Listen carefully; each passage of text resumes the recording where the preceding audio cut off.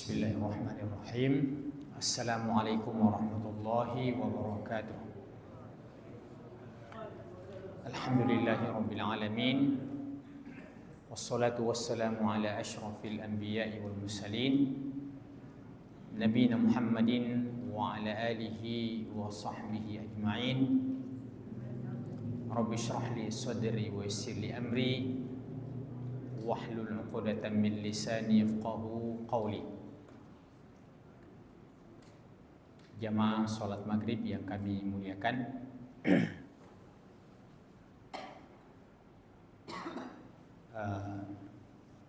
kajian kita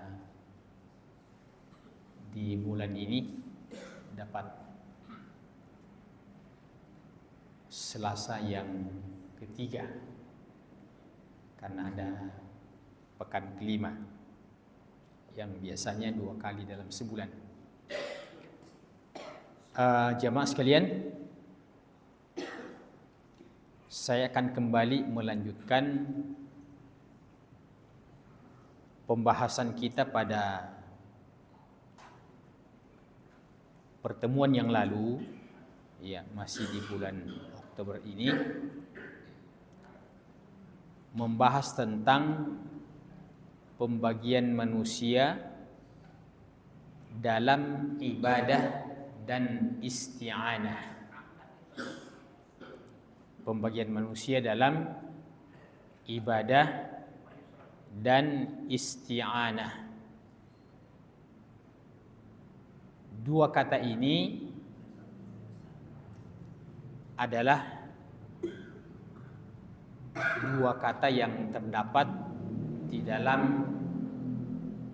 surah Al-Fatihah pada ayat iyyaka na'budu wa iyyaka nasta'in.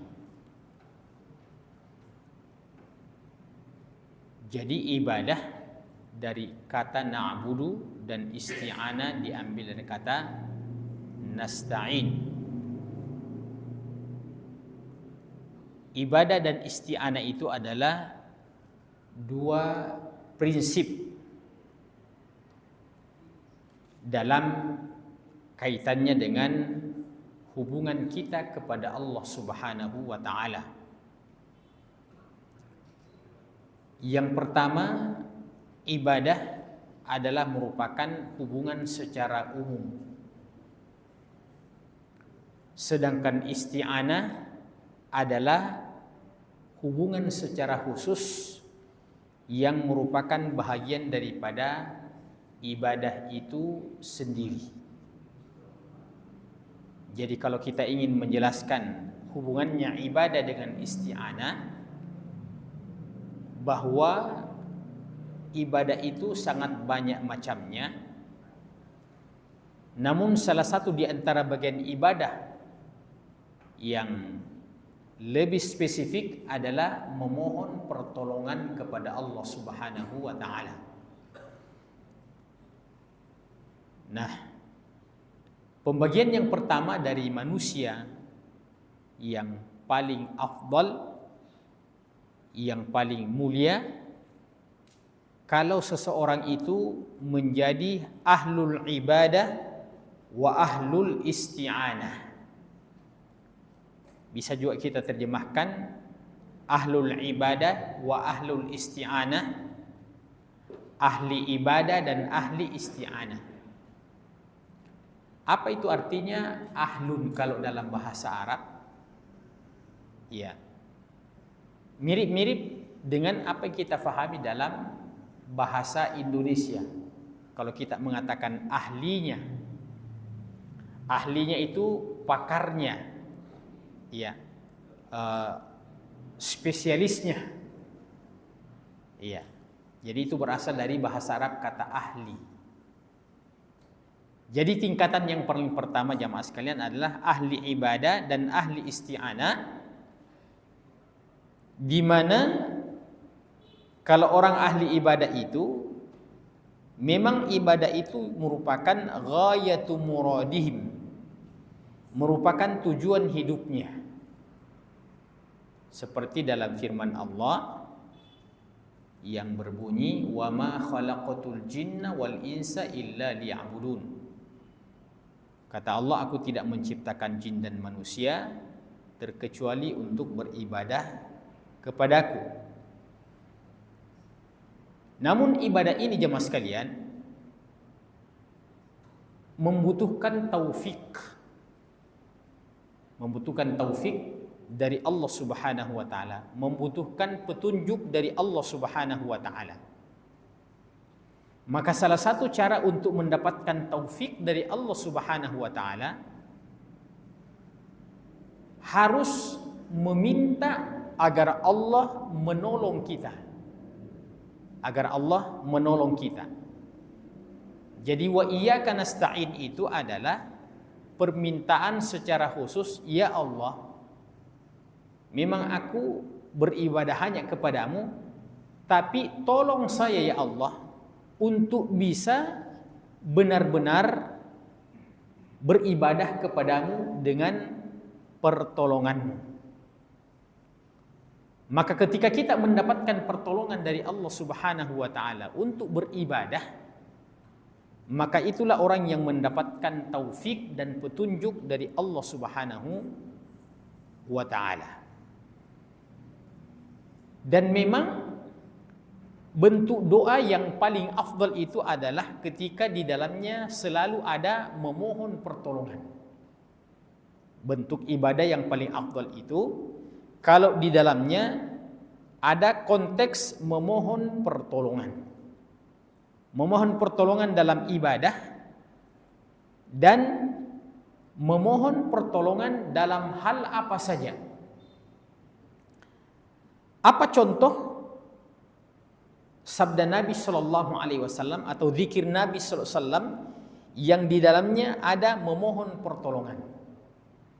Ini kayaknya sudah sering-sering amat kita ulang, yaitu doa yang diajarkan oleh Nabi, Allahumma a'inni, ya Allah tolonglah aku. Kalau kita mau memasukkan semuanya, kita rubah kata gantinya Allahumma a'inna, tolonglah kami.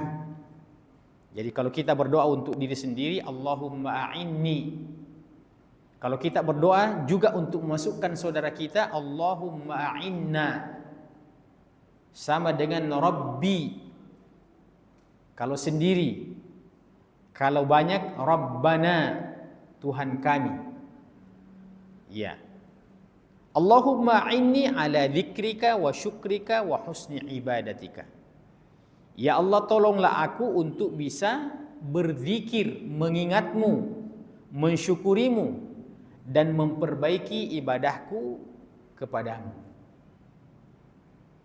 Maksudnya bahwa persoalan mengingat Allah, bersyukur kepadanya, dan memperbaiki ibadah kita kepadanya, itu tidak bisa terjadi kalau bukan karena Allah yang menolong kita.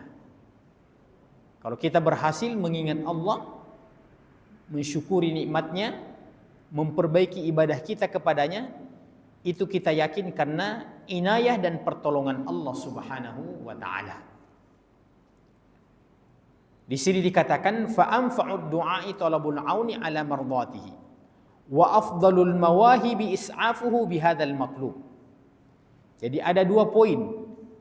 Poin yang pertama, doa yang paling afdal itu adalah memohon pertolongan agar Allah meridhai kita. Kedua, seabdal-abdal pemberian. Jadi seabdal-abdal permintaan adalah meminta agar supaya Allah menolong kita, agar supaya ia dapat meridhai hambanya.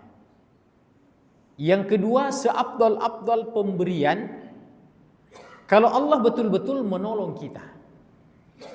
Dari sekian banyak permintaan kita, yang skala prioritas kalau Allah menolong kita dalam ibadah kita.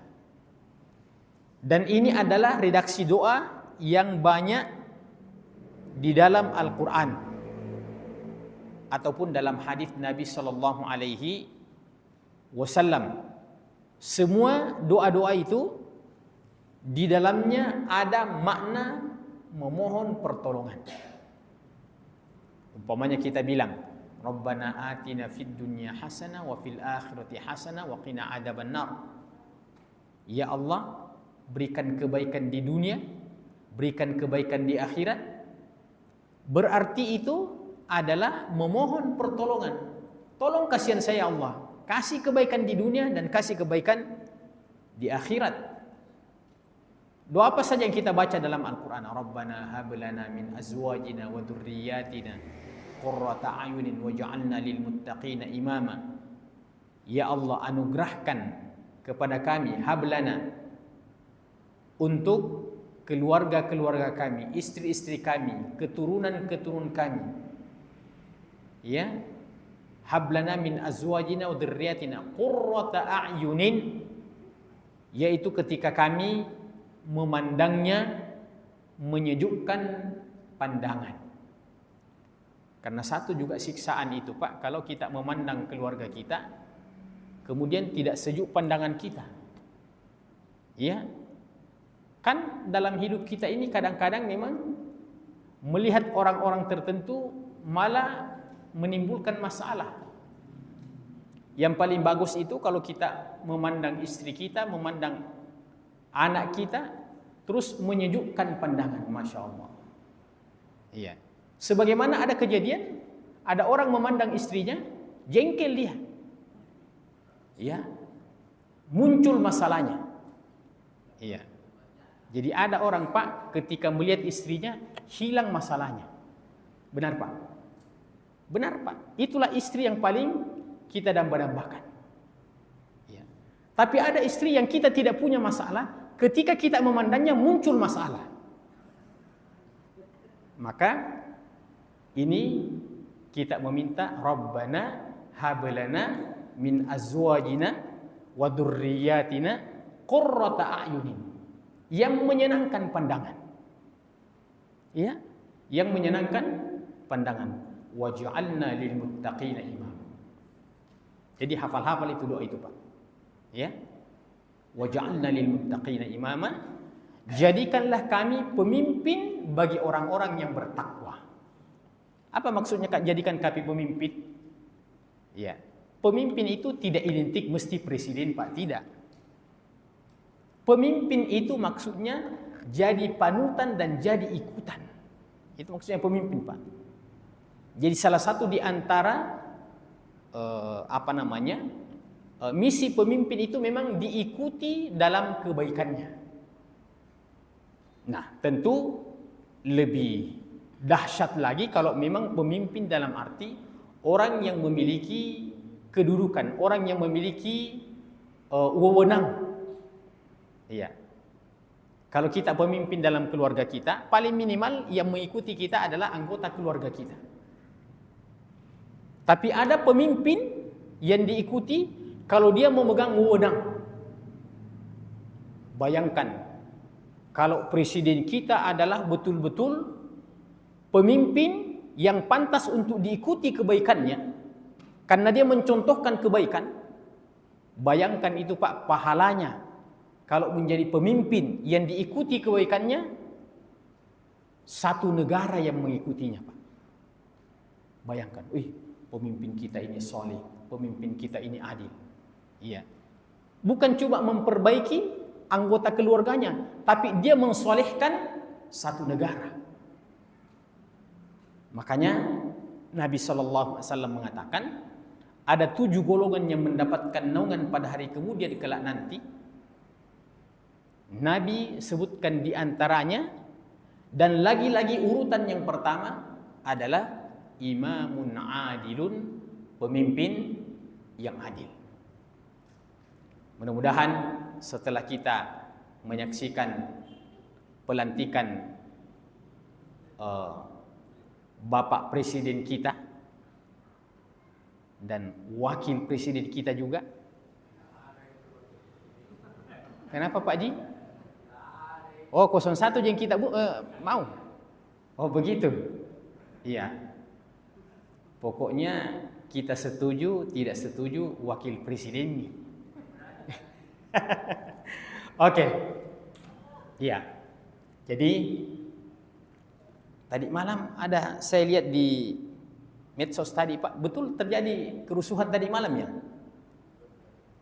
Dalam debat cagup apa? Ya, pilkada. Ini sesuatu yang sangat disayangkan, Pak. Sangat disayangkan, ya. Terjadi kerusuhan, ya, terjadi hal-hal yang kita tidak inginkan. Kita ingin pilkada damai, Pak, ya. Oke. Kita lanjut jamaah sekalian. Fa anfa'ud du'ai talabul auni ala mardatihi wa afdalul mawahibi is'afuhu bihadzal maqlub. Dan semua doa-doa yang diajarkan oleh Al-Quran ataupun hadis Nabi, di dalamnya baik secara tersurat ataupun tersirat ada makna memohon pertolongan kepada Allah Subhanahu wa taala. Berkata seorang ulama, ya, ta'ammaltu anfa'ad du'a fa idza huwa su'alul auni ala mardatihi. Saya merenungkan mana di antara doa-doa ini yang paling banyak membawa manfaat. Maksudnya yang paling kita butuhkan. Beliau mengatakan, fa idza huwa su'alul auni ala mardatihi, maka ternyata doa yang paling bermanfaat itu adalah permohonan agar Allah menolong kita supaya bisa meridai dan mencintai kita. Thumma ra'aituhu fil Fatihah fi iyyaka na'budu wa iyyaka nasta'in. Kemudian saya cari-cari di mana letaknya itu dalam Al-Qur'an, permohonan agar Allah menolong kita. Ternyata itu kita temukan di dalam surah Al-Fatihah. Kemudian saya cari-cari lagi di mana ayatnya itu di surah Al-Fatihah. Ternyata pada ayat iyyaka na'budu wa iyyaka nasta'in. Maka pembahasan yang kita sudah bahas berbulan-bulan ini memang berjudul Madariyus Salikin Baina Manazili Iyyaka Na'budu wa Iyyaka Nasta'in. Apa? Tingkatan-tingkatan menuju Allah Subhanahu wa taala ditentukan pada pengamalan Iyyaka Na'budu wa Iyyaka Nasta'in. Pembagian yang kedua dari pembagian manusia dalam ibadah dan isti'anah, yaitu wahumul mu'riduna an ibadatihi wal isti'anah fala ibadah wal isti'anah. Ini ngeri. Pembagian yang kedua adalah orang yang berpaling dari ibadah dan berpaling dari isti'anah. Fala ibadah wala isti'anah. Dalam hidupnya tidak ada ibadah, tidak ada isti'anah. Tidak pernah dia beribadah dan tidak pernah secara spesifik memohon pertolongan kepada Allah Subhanahu wa taala. Bal in sa'alahu adahum wasta'ana bihi fa'ala hududihi wa syahwatihi la ala mardati rabbih wa huquqihi.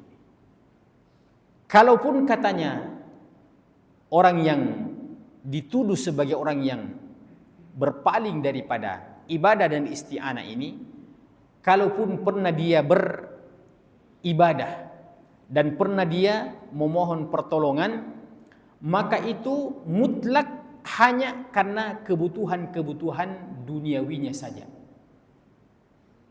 Tidak pernah dia meminta keselamatan akhirat, tapi mutlak selalu yang dia minta adalah kebutuhan yang sangat subjektif yang berkaitan dengan kesenangan-kesenangan dunia saja, la ala mardati rabbih wa huquqihi, bukan karena meminta dan mengharapkan ridha Allah Subhanahu wa taala.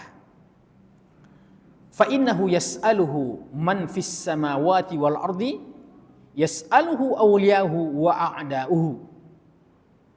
Kalau persoalan meminta itu, sebenarnya semua makhluk itu pernah meminta, baik yang di atas permukaan bumi ini ataupun yang mendiami langit. Siapa yang mendiami langit adalah malaikat-malaikat Allah Subhanahu wa taala. Kemudian dikatakan orang-orang dekatnya Allah itu sudah jelas banyak berdoa kepadanya, dan bahkan orang-orang yang dibenci oleh Allah Subhanahu wa taala terkadang juga sekali-sekali berdoa kepada Allah Subhanahu wa taala. Siapa yang masuk dalam orang-orang dekatnya oleh Allah, itu kita sudah faham. Nabinya, rasulnya, wali-wali Allah Subhanahu wa taala, ulama, ya. Tapi siapa yang dicontohkan? Dia adalah orang yang dibenci bahkan dilaknat oleh Allah Subhanahu wa taala. Tapi terkadang dia juga meminta kepada Allah Subhanahu wa taala dan Allah beri. Ya, dan Allah beri. Wa man'uhu biha walakin lamma lam takun aunan lahu ala mardati kanat ziyadatan lahu fi shiqwatihi wa bu'dihi anillahi wa tardihi anhu. Tapi makhluk ini, orang ini, ternyata Allah penuhi permintaannya, padahal Allah benci dan Allah laknat dia. Siapa dia? Iblis. Ya, siapa dia itu? Makhluk yang paling dibenci adalah iblis. Dan di dalam Al-Quran, iblis itu pernah mengajukan permintaan, Pak. Dia bilang begini, qala rabbi anzirni ila yaumi yub'atsun. Jadi ada permintaannya iblis itu, ya Allah, Rabbi. Jadi dia bilang Rabbi. Itu kan ungkapannya orang beriman itu, Pak, Rabbi atau Rabbana. Tapi ternyata iblis juga pernah mengatakan Rabbi. Bayangkan, Pak. Anzirni ila yaumi yub'atsun. Tangguhkan saya sampai pada hari kebangkitan. Maksudnya, bisakah engkau panjangkan umur saya, ya Allah? Itu memang permintaannya iblis. Apa kata Allah? Qala fa innaka minal munzarin ila yaumil waqtil ma'lum. Maka Allah bilang, jawab, oh itu permintaanmu. Oke. Untuk ini saya penuhi permintaan. Innaka minal munzarin, kau adalah orang yang saya tangguhkan. Kapan itu? Ila yaumil waqtil ma'lum, sampai pada hari kebangkitan itu. Nah, sekarang kita mau bahas ini, Pak.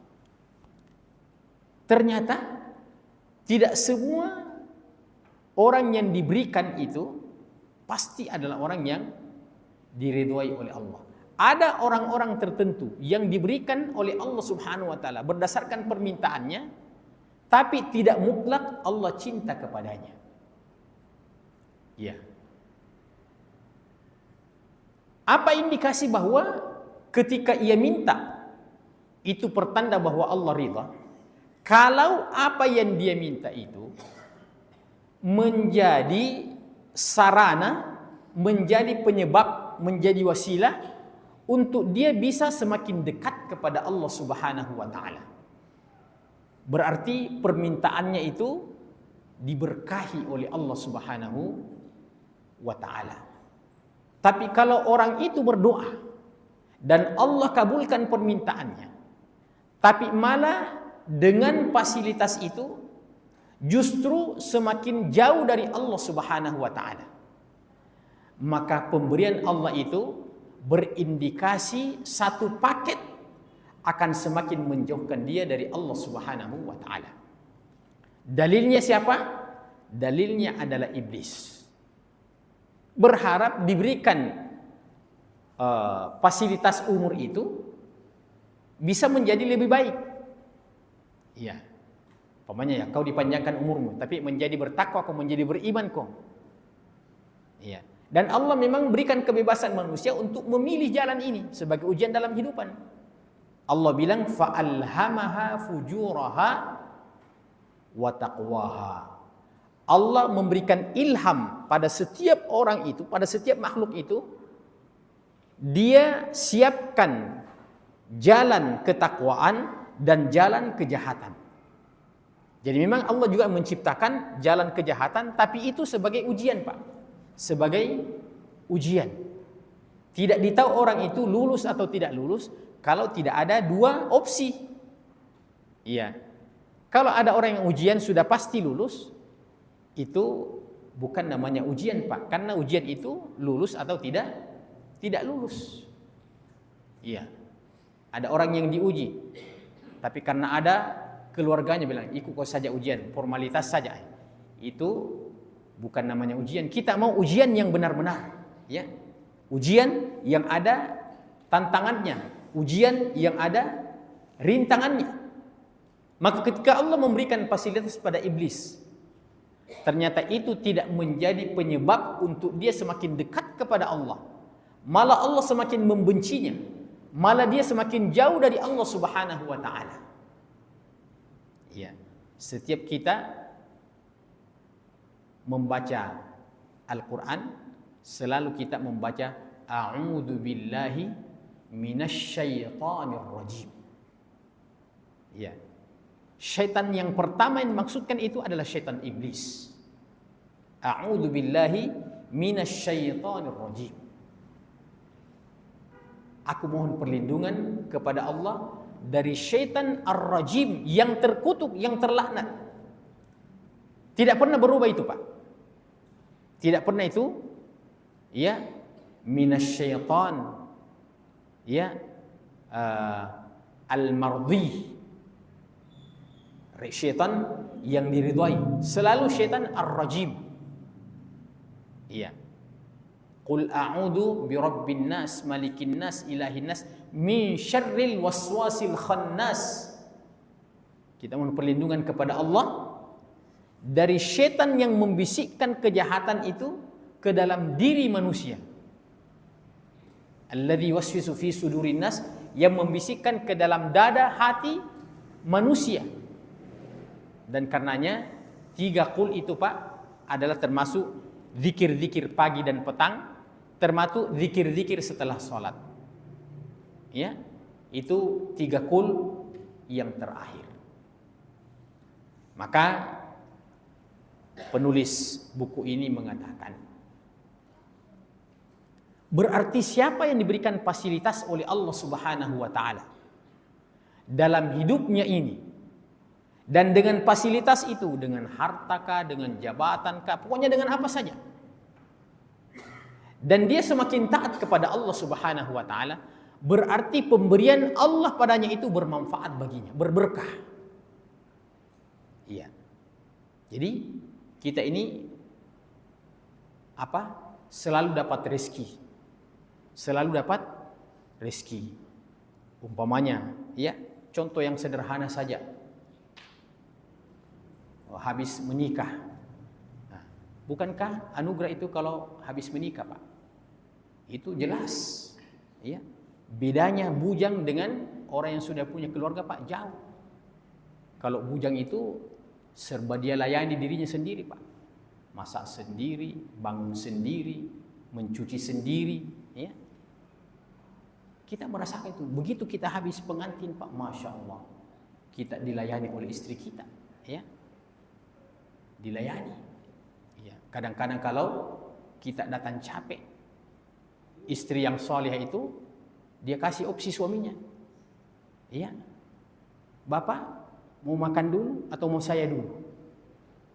Coba, itu istri yang salihah, ya, bilang makan dulu, ya, setelah itu berikutnya. Coba bayangkan.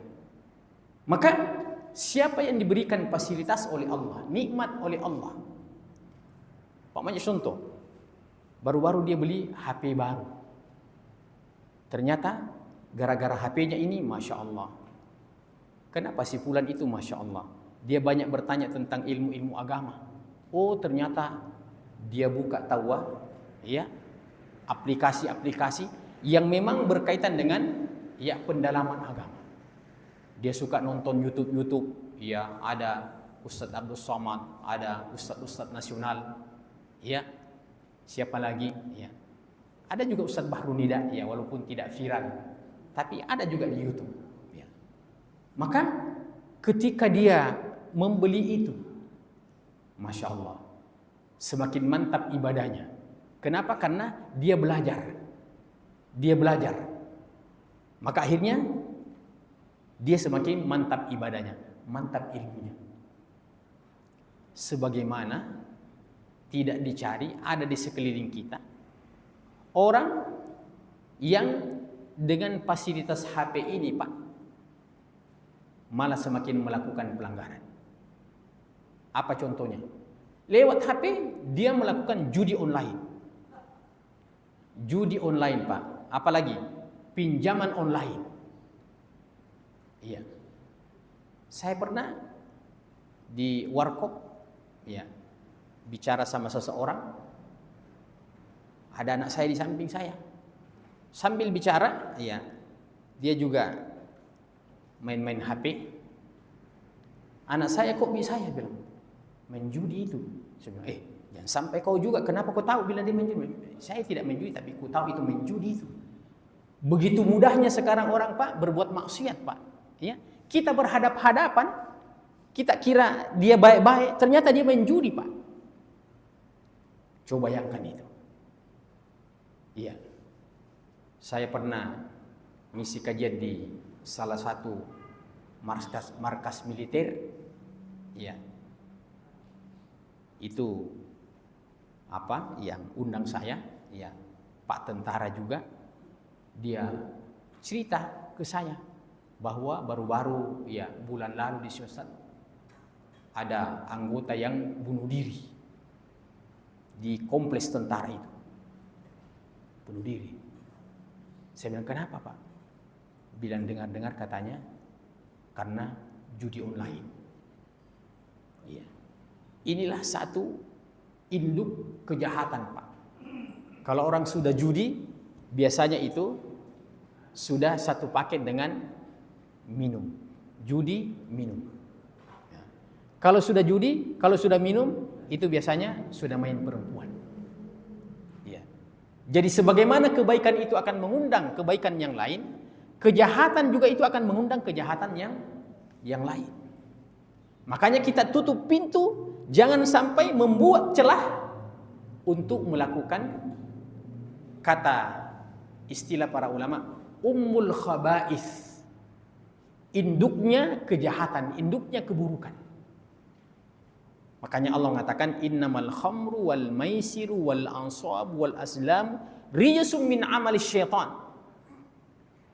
Sesungguhnya khamar itu, judi itu, mengundi itu, ya, kata Allah Subhanahu wa taala, rijsum min amali syaitan, sebuah perbuatan kotor dan perbuatan syaitan.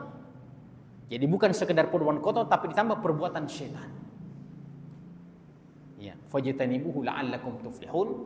Jauhi, ya, supaya kamu menjadi orang yang berbahagia. Jadi ketika kita terjauh dari kejahatan-kejahatan itu, maka Allah akan memberikan ketenangan di dalam hidup kita. Allah memberikan ketenangan dalam hidup kita. Dan biasanya untuk mendapatkan ketenangan itu memang jalannya berliku-liku, Pak. Memang jalannya berliku-liku. Tapi berakhir dengan sebuah keindahan, kebahagiaan. Iya. Apa contohnya jamaah sekalian? Contoh sederhana saja yang kita rasakan, Pak. Umpamanya kita pergi ke masjid. Pergi ke masjid ini, ya, bukan pekerjaan gampang bagi yang tidak melatih dirinya, Pak. Ya, yang tidak melatih dirinya. Tapi kita latih diri kita. Ya. Setiap waktu salat kita pergi ke masjid. Sampai kita di masjid kita salat sunat. Ya. Habis salat sunat masih menunggu lagi qomat. Ya. Membutuhkan waktu beberapa menit. Setelah kita sholat sunat, kita sholat fardu lagi. Iya. Itu semuanya melewati rintangan-rintangan itu. Setelah itu kita salam, kita baca zikir-zikir setelah sholat, berdoa, dan seterusnya. Setelah itu kita sholat ba'diyah lagi, sholat sunat rawatib ba'diyah. Setelah sholat itu, baru setelah selesai rangkaian-rangkaian Pak. Dari pertama tadi, dari adzan kita pergi ke masjid, itu membutuhkan perjuangan. Membutuhkan perjuangan. Tapi coba analisa Pak, coba analisa itu baik-baik. Ini kita tidak akan temukan kalau kita tidak menganalisa. Setelah setiap proses sholat itu kita lakukan Pak, terutama kita yang laki-laki dari rumah, kita ke masjid, kita sholat sunat, kita sholat fardu, kita berdoa, kita sholat sunat lagi setelah itu. Nah, baru kita kembali ke rumah. Begitu kita kembali ke rumah Pak, walaupun sebentar saja kita tinggalkan rumah Pak, itu ada rasa kerinduan. Begitu selesai sholat, sudah mau kembali ke rumah. Sudah mau kembali ke rumah. Apalagi habis sholat itu, wah lapar kayaknya ini. Lapar. Begitu kembali ke rumah Pak, ya. Padahal ini hidangan-hidangan setiap hari biasa Pak, ya. Pemain habis sholat isya ini, yang kebiasaannya makan malam, pulang ke rumah itu Pak. Apalagi kalau bagus-bagus persiapannya istri tak Pak, ya. Ada ikan bakar, ada konro, ya. Kita pulang itu Pak, Masya Allah. Hanya beberapa waktu saja itu kita tinggalkan kita punya rumah, terus kita kembali. Ada suasana pergantian waktu yang membuat kita ini selalu merasa baru. Iya. Tapi bagi kita ini yang di rumah terus, iya, di rumah terus, walaupun mungkin serba enak, iya, istri memberikan pelayanan, tapi itu tidak terjadi sebuah pergantian suasana. Tidak jadi sebuah pergantian suasana. Jadi saya bisa katakan ibadah itu mendatangkan kebahagiaan. Mendatangkan kebahagiaan. Apalagi kalau umpamanya seperti sholat subuh Pak. Ya. Ada lagi yang paling afdal itu. Kalau habis sholat subuh, ya tidak punya kesibukan, tinggal lagi duduk-duduk di masjid. Ya. Itu ujian berat itu Pak. Iya. Mana sholat subuhnya sudah susah, kita mau tambah lagi duduk sampai terbit matahari. Makanya tidak semuanya kita bisa mengamalkan itu Pak. Iya. Tidak semua kita bisa mengamalkan itu. Tapi coba kalau seandainya dari rumah Pak, katakanlah mungkin menjelang 4:30 sudah pergi ke masjid, ya, sholat sunat, ya, kemudian sholat subuh, kemudian setelah sholat subuh, ya, dia duduk-duduk, ya, membaca zikir-zikir pagi, ya, setelah sholat subuh, ya, itu memang membutuhkan kesabaran Pak, karena, begitu habis sholat subuh langsung kita ingat enaknya minum kopi, tapi kita tahan, ya, jangan dulu pulang Pak, nanti akan minum kopi juga insya Allah, ya, begitu kita sampai di rumah Pak, ya, ya, tidak usah yang mahal-mahal, kopi saja sama beroncong, ya. Kalau sudah ada kopi, ada beroncong, ya. Itu, ya, bubur Manado kah? Ya, pokoknya yang mirip-mirip dengan itu. Itu harus kita analisa bahwa itu sebuah kebahagiaan yang kita tidak menganalisa selama ini. Ya. Jadi semakin tinggi pengorbanan kita dalam ibadah itu, berbanding lurus dengan kebahagiaan yang Allah siapkan untuk kita. Coba bayangkan Pak, kalau kita sholat tarawih di bulan Ramadan Pak, bayangkan itu, sholat tarawih kan, ya, apalagi kalau sholat tarawihnya yang panjang-panjang bacaannya, ya, panjang seperti di Masjid Wihda itu, tas 1 juz, jangan selalu ingat itu susahnya Pak. Kayak tong kopi yang suka meminum kopi pahit. Saya termasuk di antara orang yang suka minum kopi tanpa gula, Pak. Kenapa saya menikmati itu kopi, Pak? Kopi pahit. Karena saya tidak permasalahkan itu pahitnya. Yang jelas ada kelezatan yang lain selain daripada yang pahit itu. Begitu, Pak. Maka ibadah itu juga memang susah.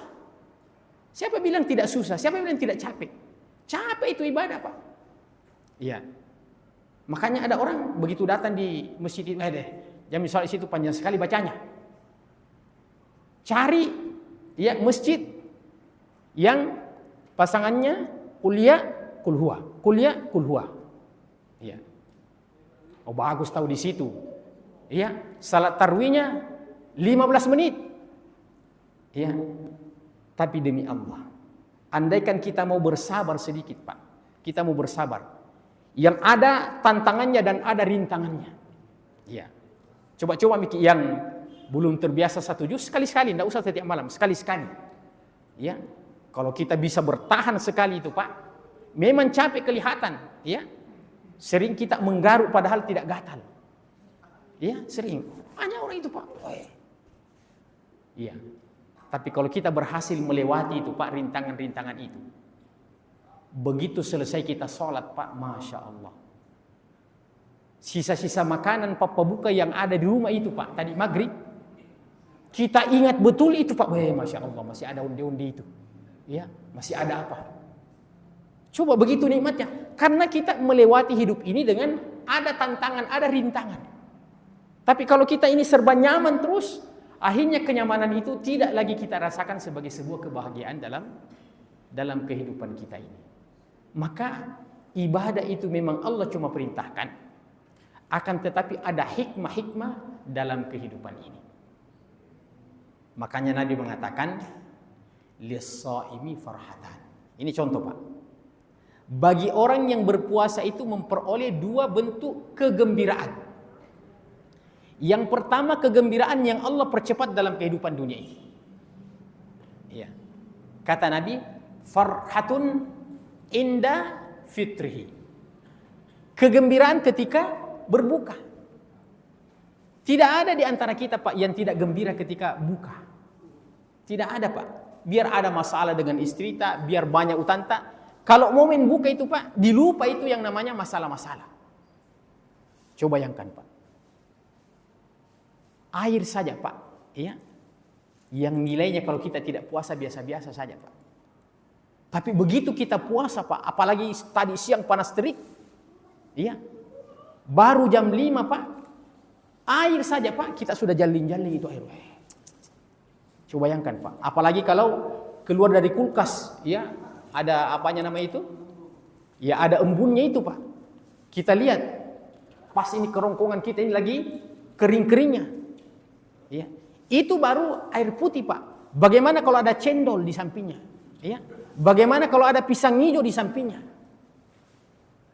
Nah, biar kau bolak-balik itu tidak akan bertambah itu waktu itu, tetap saja dia akan terbenam sesuai dengan keinginan Allah. Tapi itu ungkapan kegembiraan, Pak. Ungkapan kegembiraan. Makanya kalau menjelang buka puasa, Pak, jangan mikir dulu urus ayam, jangan mikir dulu urus apa. Apa orang Bugis bilang? Pakai Cina-Cina di depan itu, karena itu kegembiraan. Itu adalah kegembiraan yang dipercepat oleh Allah Subhanahu wa taala. Yang kedua, wa farhatun inda liqa'i rabbi. Kegembiraan ketika bertemu dengan Tuhannya. Itu yang belum terjadi. Tapi kegembiraan yang dipercepat itu kita selalu rasakan, ya, setiap kita pada momentum berbuka puasa. Demikian jemaah sekalian, sudah dengar masuk waktu azan, cukupkan sampai sini.